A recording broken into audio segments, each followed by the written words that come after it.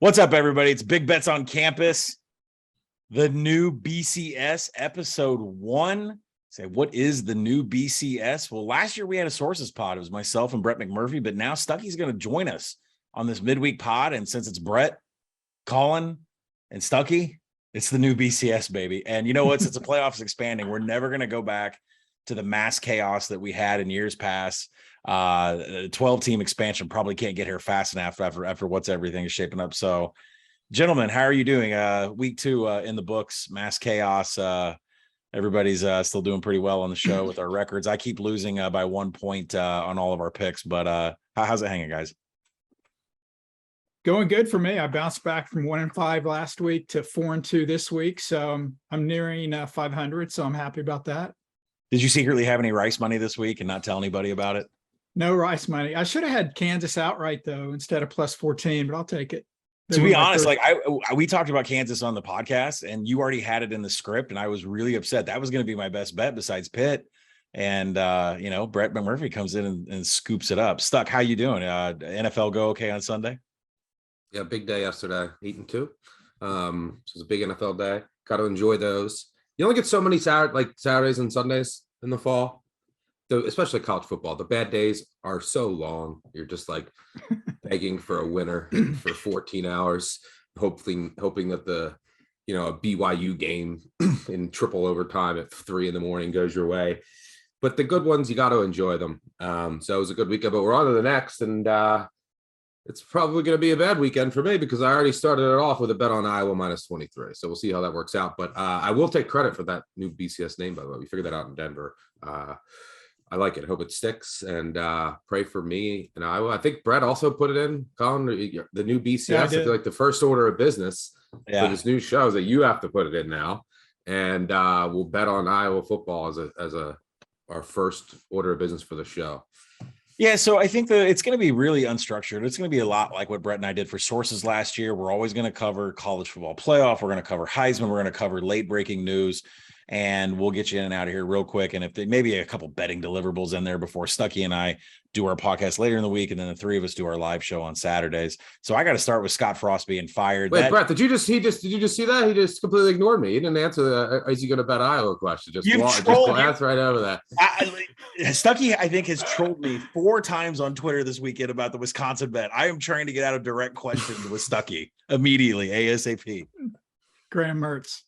It's bad. So, Brett, tell me how we're firing. So, Trev Alberts thinks it's just too detrimental to have Scott Frost hang on another couple of weeks, even though he covered Oklahoma last year, right? I mean, right. Just not good enough to keep him around for another couple of weeks, right? I mean, everybody knew this was a foregone conclusion. It makes sense. And then now, what does Nebraska do? He said he's going to talk to everybody. You guys have seen all the names out there. I've heard the same names. The question I have is, Matt Campbell, Mark Stoops, those guys are listed as possible candidates. I don't necessarily know if those guys would leave where they're at to go to Nebraska. I think that's where Nebraska is right now. Bill O'Brien, Alabama's OC, former Penn State coach, Texans coach. He could be a possibility. Someone told me today Matt Rule could have interest if he's no longer with the Panthers. The issue there is their season won't end until January unless he gets go early. I doubt Nebraska wants to wait an extra month to hire a coach. So it's one of the hardest jobs in America, I think. And Bo Pelini told me that when he was coach at Nebraska. You're no longer able to recruit Texas because you're not in the Big 12. So you have to recruit nationally. And it's hard to get people to come to Nebraska because I love Lincoln, but it's not the warmest place in the world in the winter. And so this will be fascinating to see where they go. But I think Trev Alberts will make some big swings, but I think some people will probably turn it down before they settle on somebody, possibly like a Lance Leipold at Kansas, or I don't know, maybe Chris Kleiman at Kansas State. I think that's more realistic than a Stoops or a Matt Campbell, but we'll find out. Yeah, both are. Right, was there an alum that was just so embarrassed that said, I'm writing the check here for the buyout? I can't do another day here because I assumed that Frost was going to be just a lame duck through the month because $9 million they would have saved. They waited till October 1. Yeah, I mean, at that point, I think everyone knew it was going to happen, and it's like, are we really going to go through all this and save money just to drag the program down even further. Fox it's their big game Saturday. Also, what's ironic is actually going back to last year, the first article I ever did with you guys with Action was when I broke the news that Nebraska had NCAA violations involving Scott Frost. And part of that story was Scott Frost had tried to cancel the OU game, tried to cancel the OU series, and did it behind his AD's back, the AD before Trev Alberts. Well, Scott Frost got his wish. He doesn't have to play Oklahoma now. Brett, there was something up at at media days, and there you go, Stucky. You can catch it. There you go, Stuck. Yeah, under 3 minutes. Cash. For some reason, the structure of Big Ten media days, like Scott Frost went before everybody else. Like he had his individual interviews before they did the main stage, and everybody came on. And Frost was not the warmest interview of the entire day.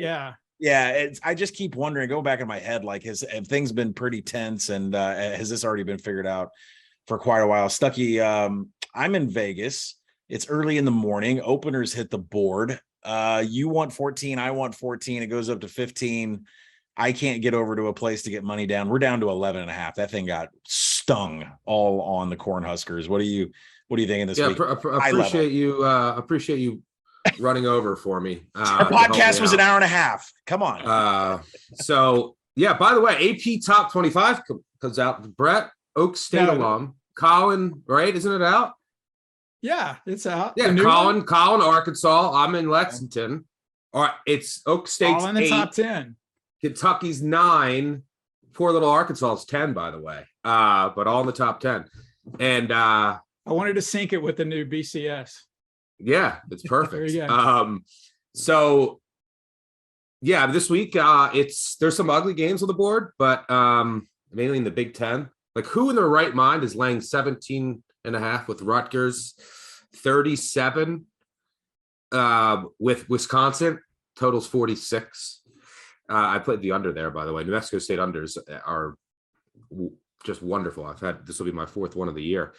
Iowa minus 23. I'm the crazy one going Iowa minus 23, but there's some quarterback injuries to watch, and but it's another week to grind. Wait, what's up, Brett? Stuck. Would you take Nebraska plus 11, or that's too low? Just at plus 11.5. Yeah. Okay. Just took plus 11.5.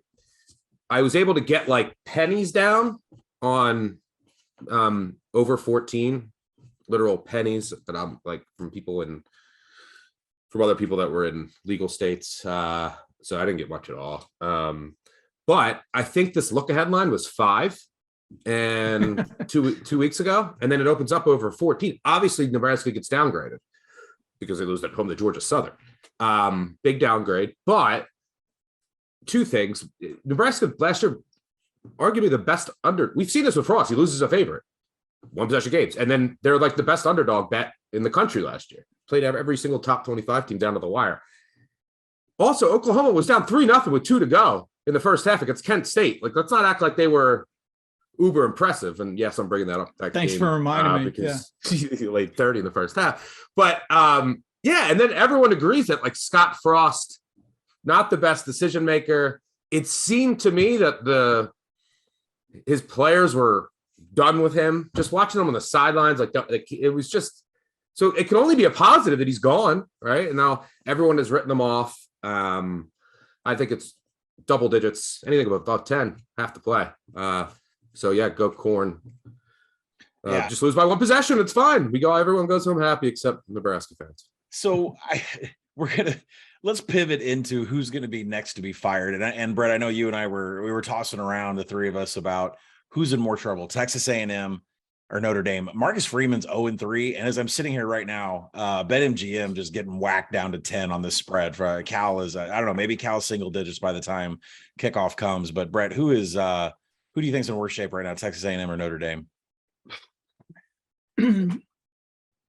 For this season, Notre Dame. But as far as how expectations were, I'd say Texas A&M. I mean, look, A&M still has to go at Mississippi State, at Alabama, at Auburn. They have LSU at home, Arkansas neutral. They have Miami this week. I mean, their offense stuck. I know you watched the App State game. I don't know if you did, Colin. They did nothing on offense. They had a kick return for a touchdown. And it reminds me of Saban when he was at Alabama. And it's so comical now. He wanted to change, or what didn't want to change. He was for a proposal that would require the offense to give defenses time to set up. That's how slow Saban wanted to play. Well, obviously that didn't pass. Saban adapted, brought in Kiffin. We see where they're at now. Jimbo's still running this pro style offense, and they were horrendous against App State. And I don't know. What do you think? Can they turn around their offense that quickly? I think A&M's in worse shape based on the expectations, because some people thought, Desmond Howard, they would actually get to the college football playoff or maybe win it. And now here they're looking at another 7 or 8 win season. And is that what, I guess it's $1 million for every win you get if you're A&M, but I'm sure they're expecting bigger and better things than another 8-4 season. Well, I'll pivot to Stuck on this because I think Texas A&M has a fundamental problem because of the offense and the style that they want to run. But Stucky and I have been in this disagreement for a year about Marcus Freeman and how great we have a coach. Now, we're not arguing his recruiting. We're arguing his coaching. Now he's 0-3. Stuck, who do you think's in worse shape, Texas A&M or Notre Dame right now? Texas A&M. I agree with Brett. I think Freeman is a great defensive coordinator. I know you disagree. Defensive schemer. We know he's a great recruiter. He might have provided a little bit of a blueprint for defending Ohio State. We'll see. But they lost their quarterback for the year. Both are in rough shape this year. But the Texas A&M offense you're right, but Alabama used to be like, they would be one of the most talented teams in the country under Saban, but they were like, let's pound the rock, right? We're going to run it. We're not fast, win with our defense. And Saban adapted. Which is what you have to give them credit for. Now they, maximize possessions, spread you out, really maximize the talent that they get. Texas A&M is getting the talent. Weren't they the number 1 recruiting class this year? But you're not going to win. You're not going to win with that offense, because what happens is you get in games like App State where they're low scoring, higher variance, and then you go down and your season's over. So yeah, until I see the offense change, it's and Fisher is supposed to be the quarterback whisperer, right? Remember he got that nickname, and because of famous Jameis, I think, is where that really stuck. And the quarterback play at A&M leaves a lot to be desired. So yeah, both teams this year in rough shape. I would rather be Notre Dame because they got to get, look, they need a little more talent at receiver, but I think that they're, I don't love their play calling either on offense, but I think they're a little more likely to see where we see a modern offense. But yeah, rough weekend for both. So no kidding. But let's also remember that the defense, I know Mike Elko left. Stucky and I love Duke. We're talking about their tempo and how well they've been able to play. But bringing in DJ Durkin to call a scheme he's never called before, the defense hasn't been great either. The offense had no red zone attempts. I just think, I agree, guys. We'll go down. We'll all say Texas A&M is in more trouble than anybody, which makes me feel good about Arkansas. Although I'm a little bit nervous about that defense. That's a whole nother subject. Let's flip over. Let me ask Brett before we get into Heisman talk. How hard was it to pick a group of 5 team for your bowl? Because you have one group of 5 team that gets to make a New Year's 6. I believe you had Marshall. How hard was it to pick Marshall? Because the whole entire Sun Belt, you want to throw them in the New Year's 6. Yeah, look, part of the, at this point, it's more to recognize schools than anything. I joke that on Selection Sunday, I hit 92% last year, but this time of the year, I'm about 9.2% accuracy. So it's kind of more recognition. I actually think, even though I've got Marshall in there, I'd say Air Force maybe has a better shot to run the table. We'll see. But, it's either Marshall at this point. I put him up there. Look, I vote in the AP poll. I had Marshall 13th. Maybe that's too high. I had App State 20. Maybe that I overflated them, if you will. Neither one of them made the top 25. A&M still in the top 25. Why are they in the top 25? Oregon's in the top 25. Look, anybody can lose to Georgia 49-3. So yeah, give the little guys some love every once in a while. But they I already put it in the app. Bowling Green plus 17 against Marshall. massive flat spot. Just can the Falcons keep it close? Stuck, I know you've liked Bowling Green in the past, I hope. I lean that way for sure. I probably will join you. And I'm a huge fan of Marshall. I have them to win the belt. And I love what that staff is doing. I love what they did in the transfer portal to address some of the run defense issues. And remember, they're playing with their best player. They lost right before the year. But I love what Marshall's doing. I hope they win the belt. Charles Huff's not going to be there very long. His name will be up. Yeah, for he's good. Yeah. What's funny real quick is, I don't know if you guys saw this. Notre Dame paid Marshall $1.25 million to play that game. To put that in perspective, they basically just paid a year's salary of Darren Ravel to lose to the Thundering Herd. Yeah, and the price of an auction ticket.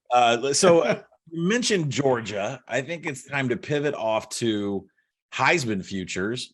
Now, Brett, Stuckey and I get to join you as Heisman voters. We said this in the summer. Bryce Young is not going to win this thing. I mean, he's constantly under attack. And I think what's interesting about this Alabama team and what kind of gives me pause is that, Brett, we were here a year ago and all we could talk about is how bad their offensive line was, and they still ended up making the national championship game. So what's the difference between this year and last year? I think it's the connection with the receivers with Bryce Young. Is that, do you think there's, and by the way, the defense hasn't showed up. I think Will Anderson's on the back of a milk carton right now, but what do you think from a Heisman perspective? Bryce Young, odds are going to sink. They're going to drop one here in the SEC, and that could be it for his Heisman campaign. I just don't think he's going to win it because I don't think voters want to vote for the same guy 2 years in a row. Now that you guys are voters, you can tell me or not. I think when you start out, everyone picks at your scabs, calls out your warts. I think that's going to hurt him. Stuck, I know Stuck loves to bring this up, where I said if Georgia goes 13-0, I think Stetson Bennett's got a shot.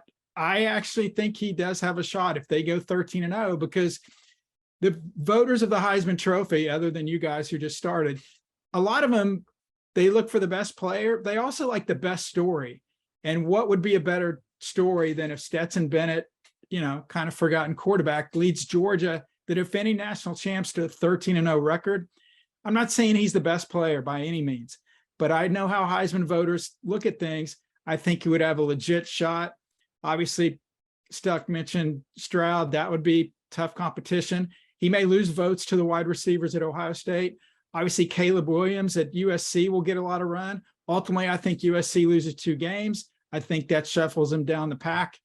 Alabama, if they run the table, I think Bryce Young and Will Anderson, when he does show up, they'll split votes. Maybe I'm just trying to convince myself to make myself sound smart. But again, if Georgia goes 12-1, no shot for Bennett. But if they go 13-0, that means an SEC title over Alabama.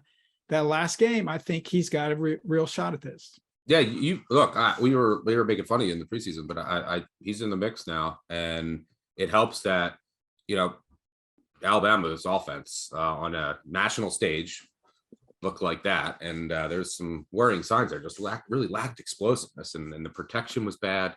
This was against the Texas defense. I thought it was going to be improved, but they're not the 85 Bears all of a sudden overnight. And yeah, but I ultimately think Stroud's still going to win it. Like Jackson Smith, who will come back, has been out. So that basically wipes him off as a possibility, but he'll come back, help his numbers. Stroud should put up a lot of numbers, and he's probably going to sweep, probably going to go undefeated here, sweep the Big Ten schedule, which will be important. Because I agree, the fatigue with Young and what we saw against Texas, it's going to be an uphill climb for him. And but Bennett's definitely in the mix for sure. And by the way, Colin, I don't think who's your pick? Yeah, I mean, I completely agree. We didn't tell Colin yet though that the Heisman Trust, they voted to remove him from voting because he bet Graham Mertz minus 17.5. We tell him that. My goodness. I think I was setting the Graham Mertz bet at 5.5 mentions from Stuckey. I think we're up to 5 now. So we'll see if it gets mentioned before next 4-week 3 rolls around. For me, I don't like CJ Stroud because Ryan Day is into this. We've got to learn how to pound the ball. If we're going to win the college football playoff, we've got to learn to run the ball. And that's just going to eat into CJ Stroud. And really, I mean, are we going to trust in Dylan Gabriel? I'm not there. I think there's 2 names that I want to mention before we move on to college football playoff futures. let's say Quinn Ewers' injury is only about 3 more weeks, and then he comes up and just puts up astronomical numbers, which after what I watched the other day, he can do it. Same thing with Cade Klubnik, although I don't think we need to waste time on that because he got 1 passing attempt against Furman, which tells me that Dabo doesn't want some sort of Clemson part of the fan base coming out and saying, you got to get DJ out there right away. I think that 1 passing attempt from Klubnik is basically Dabo saying, I'm sticking with DJ, ride or die, college football playoff or not. This is going to be my quarterback. So pivoting back to Ewers, Brett, he comes back and Texas runs the table for the rest of the year and ends up in the Big 12 championship game and they win the Big 12 championship. Ewers is going to be a buy, correct? I mean, we would probably have to buy him now. Yeah, but if they run the table and Stuckey, I know you're surprised Colin didn't mention, that Sark follows him on Twitter. Look, Texas will be based on your power ratings, Colin. Texas a double-digit favorite in 7 of their final 10 games, toss-up games with Oklahoma, Oklahoma State, TCU. So I guess potentially they could run the table, but I don't think anybody in the Big 12, even my beloved Cowboys, is going to run the table. I think whoever wins the Big 12 is going to have 2 losses. That means they're out of the college football playoff. And also, I think that means they're out of the Heisman Trophy running. If you really think they're going to run the table, then I would put money on Ewers. But I don't think it's going to happen. All right, some quiz time for you guys. Let's see what your answers are. Today, I got some material from BetMGM. Their, of course, 1 and 2 biggest liabilities for the Heisman Trophy is CJ Stroud and Bryce Young. The 3rd player we haven't even mentioned or talked about, he's in the Big 12. You guys got an idea who it is? Their 3rd biggest liability at the book. Dylan Gabriel? Nope. Stuck, you got a Big 12 player you think the BetMGM does not want to win the Heisman? Their Heisman liability for this year? Heisman liability, their 3rd highest. I was shocked when I saw this. We have not mentioned him. Leftover tickets from Brock Purdy?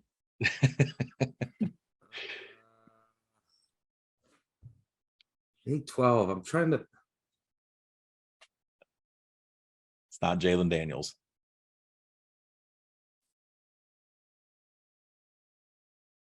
Man.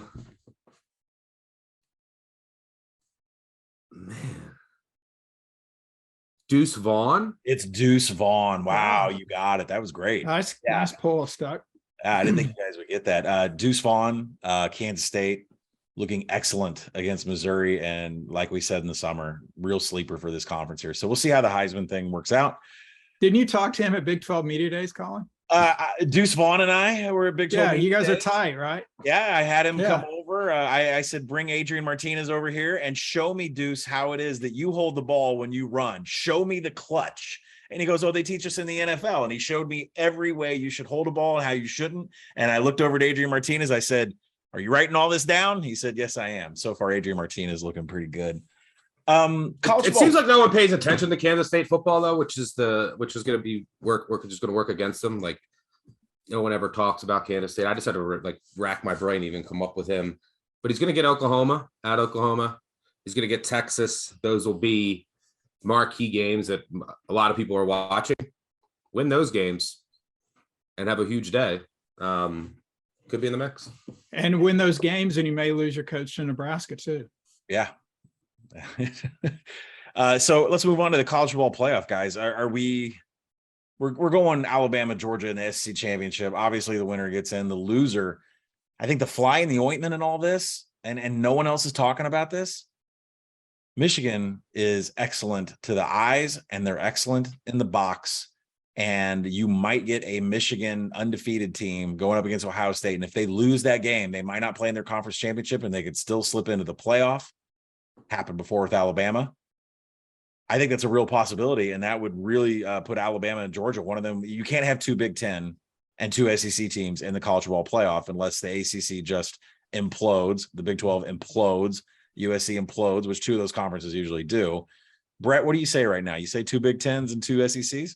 Yeah, I do. That's my bold projections. I've got Georgia playing Michigan, Ohio State playing Alabama. I think Georgia beats Alabama. In the SEC title game, Ohio State beats Michigan. Georgia gets the 1, Ohio State gets the 2, Bama the 3, Michigan the 4. I think it'll happen. I don't think the Pac-12 is going to have anybody with fewer than 2 losses. The Big 12 is not going to have anybody with fewer than 2 losses.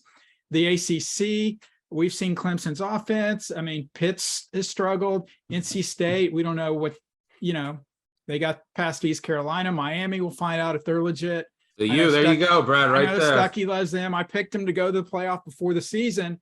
I did, we'll see what they do with A&M.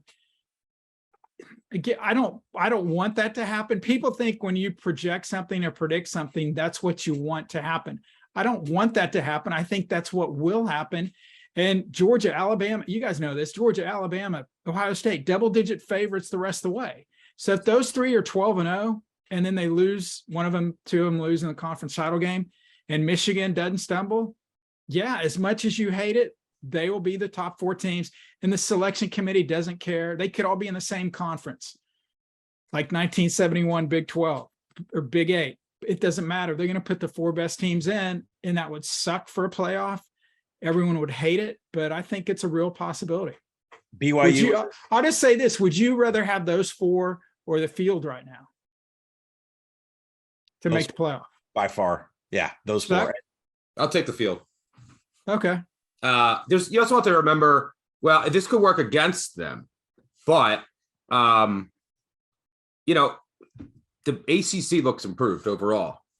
Duke looks way better. They were the worst team by far in the ACC last week. Florida State win over LSU. Miami is going to be better.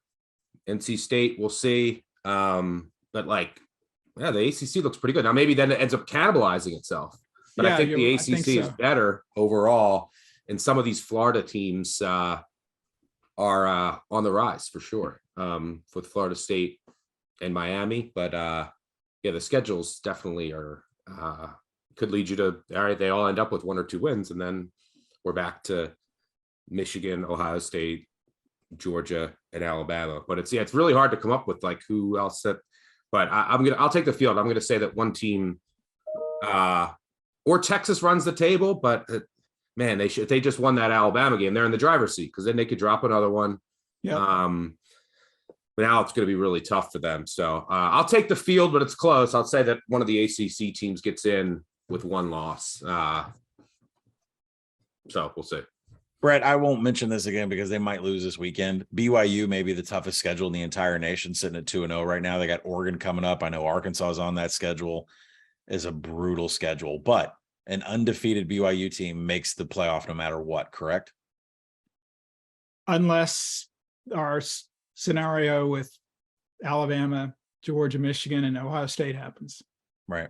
Because we'll say that happened, then who are you going to put 12-0 BYU? Are you going to put them over 1 loss Alabama, 1 loss Georgia, 1 loss Michigan, 1 loss Ohio State? I don't think so.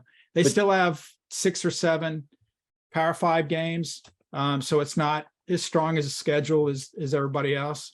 But if you've got multiple teams with 1 loss, then absolutely they could be this year's Cincinnati. Yeah. Yeah, from the standpoint of Michigan may not play in a conference championship game because, of course, BYU wouldn't either. I just think the schedule is extremely tough. They're going to have to win a lot of games as a dog to get that done. But I think, what you saw against Baylor the other night, pretty good indication this team's ready to fight, especially without their 2 top wide receivers. Well, I think it's going to do it for the new BCS here, Brett, Colin, and Stuckey. But before we go, what do you think your national champion is right now? If you had a betting deliverable on a national champion or maybe a conference championship after 2 data points that you've seen on these teams, Brett, I'll let you start. Do you have one team that you like for the national title or one team you like for a certain conference? No, how about that? I know you guys did the podcast before the season. One of my long shots, I'll stick with it. They're still alive. TCU to win the Big 12. They looked impressive against Colorado, who hasn't.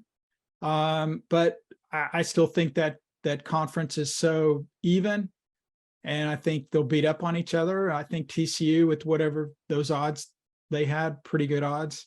I would still take a flyer with TCU. I know you think your boy Sark will run the table. That ain't going to happen. I have TCU in my back pocket. You know that. Stuckey, who you got? We mentioned this on the pod earlier this week. Recap episodes on Monday. Go check that out. Voicemails, and we'll be back later in this week. Group of five guys will be back also. At SMU, I think the top of the AAC has looked weaker to me than I was expecting, and SMU has looked really strong. We like the coaching hire there, and wouldn't be shocked if those SMU odds continue to decline throughout the year. Yeah, definitely a team that I've got on my radar for a conference victory. It's around 8-1, not much movement in the market with SMU and TCU in their respective conferences. So I'm going to let those two duke it out, and probably TCU, if they run SMU out of the building, then maybe we'll get a better number on SMU. For me, guys, I'm going to wrap it up and say Michigan, because when you look at this schedule right now, they're around 30-1 for the national title. You can go up or down, find the best price, but look at this schedule coming up: Connecticut, Maryland, Iowa, Indiana. That 30-1 or better, that if you can find that on Michigan, you're not going to get this price in about a month. And the fact is, you're going to have to hedge that ticket in that Ohio State game. And if it's projected as a pick, or even them as +3, it's going to be easy to do that on a 30-1, because you wouldn't hedge it in the Big Ten championship game at all. And maybe you're doing it in the semifinal or not, but there is value in that Michigan future right now, just because the way this schedule is stacking up. And for what I've seen, the rest of the remaining teams on the schedule with Rutgers, Nebraska, and Illinois are the 3 games before Ohio State. That Michigan 30-1, that's probably going to end up being about 15-1 in about a month. So the bigger question is, who the hell is going to win the Big Ten West?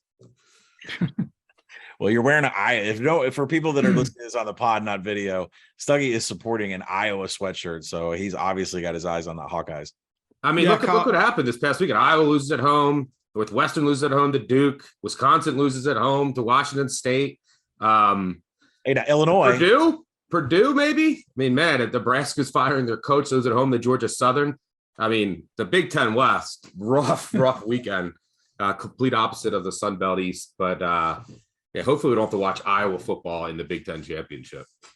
Hey, Colin, you railed on Stuckey for the sweatshirt. I see an Iowa helmet behind you. Yeah. I don't know if you guys saw my tweet earlier. And a Nebraska one, too. I know you guys follow me on Twitter. I appreciate that. Iowa, the only team in the nation with more punts this year than points. 16 punts, 14 points. Go Hawkeyes. What would happen if Iowa's offense played Arkansas's defense? Would they actually score a 50? Colin, what's the answer? Listen, the problem with Arkansas's defense is the secondary, and considering that Petier or Petrus can't even throw it past 5 yards, I'm not worried about them getting any points up, right? And they even completed a pass past 20 yards. I'm going to go dig it up right now on PFF. So, all right, we've gone too long. NFL's about to start. We got to go find some winners. All right, we're going to cut it out here. This is the new BCS brought to you at the Action Network. Big Bets on Campus. We'll catch you guys next week. Cheers. Later.